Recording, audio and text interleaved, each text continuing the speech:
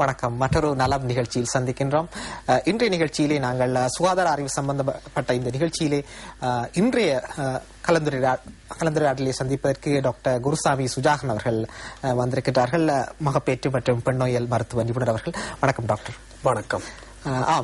இந்த நிகழ்ச்சியிலே நாங்கள் பார்க்க இருக்கின்றோம் கர்ப்பப்பை அகற்றுதல் சம்பந்தமான சத்திரசிகிச்சை சம்பந்தமாக பேசியிருக்கிறோம் இல்லையா? கர்ப்பப்பை அகற்றுகின்ற ஹிஸ்டரெக்டமி என்று நாங்கள் அழைக்கின்றோம். அந்த சத்திரசிகிச்சை பற்றி அது ஹிஸ்டரெக்டமி என்றால் என்ன என்று முதலில் நாங்கள் சொல்ல முடியுமா? அதாவது கர்ப்பப்பை அகற்றுதல் இன்று பெண்கள் மத்தியிலே, நடுத்தர வயதை தாண்டிய பெண்கள் மத்தியிலே மிகவும் ஒரு பொதுவான ஒரு அறுவை சிகிச்சையாக மாறி வருகின்றது. இது பல காரணங்கள் இருக்கின்றது. இதிலே முதலாவதாக நீங்கள் கேட்டது போல் கர்ப்பப்பை அகற்றுதல், இந்த ஹிஸ்டரெக்டமி என்கின்றது என்ன என்றால், அதாவது கர்ப்பப்பை ஒரு பெண்ணின் அடிவயிற்றிலே இனப்பெருக்க தொகுதி உறுப்புகள் உள்ளன. இவற்றில் முக்கிய உறுப்பு கர்ப்பப்பை, அதன் இருபுறங்களிலும் சூலகங்கள் உள்ளன. நான் உங்களை இந்த படத்தின் மூலம் விளக்கலாம் என்று நினைக்கின்றேன். இந்த படத்திலே நீங்கள் பார்க்க இருப்பது ஒரு பெண்ணின் அடிவயிற்றிலே இனப்பெருக்க தொகுதியின் கர்ப்பப்பையும் அதன் இருபுறங்களிலும் இருக்கின்ற சூலகங்கள். இந்த நடுப்பகுதியாக இருக்கின்ற அந்த கர்ப்பப்பையை அகற்றுகின்றதுதான் இந்த கர்ப்பப்பையை அகற்றுதல் அல்லது ஹிஸ்டரெக்டமி என்று அழைக்கின்றோம். அதில் அருகில் இருக்கின்ற சூலகங்கள் இதன் போல கட்டாயம் அகற்றப்பட வேண்டும் என்பது அல்ல. அந்த நடுவே இருக்கின்ற அந்த கர்ப்பப்பையும் கர்ப்பப்பையின் கழுத்தும் சேர்ந்து அகற்றப்படுகின்றது. அதற்கு கீழே இருக்கின்ற வாசல் பகுதியோ அல்லது அருகில் இருக்கின்ற சூலகங்களோ இதன் பொழுது அகற்றப்படுவதில்லை.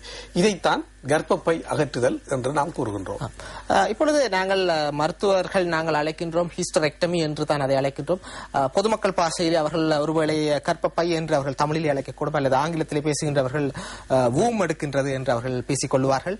ஏனென்றால் அந்த அளவுக்கு இது ஒரு பரவலாக செய்யப்படுகின்ற ஒரு சிகிச்சையாக மாறி இருக்கின்றது.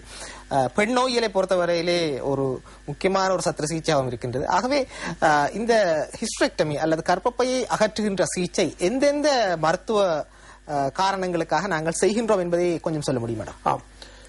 கர்ப்பப்பை அகற்றுகின்றது பிரபல்யமாக இருப்பதற்கு காரணம், ஒன்று, எமது பெண்களிலே, அதாவது நடுத்தர வயதை தாண்டிய பெண்களிலே குழந்தை பாக்கியம் எல்லாம் முடித்த பின்னர் ஒரு சில வேளைகளில் அவர்களது மாதவிடாய் போக்கு கட்டுப்படுத்த முடியாமல் போகும்.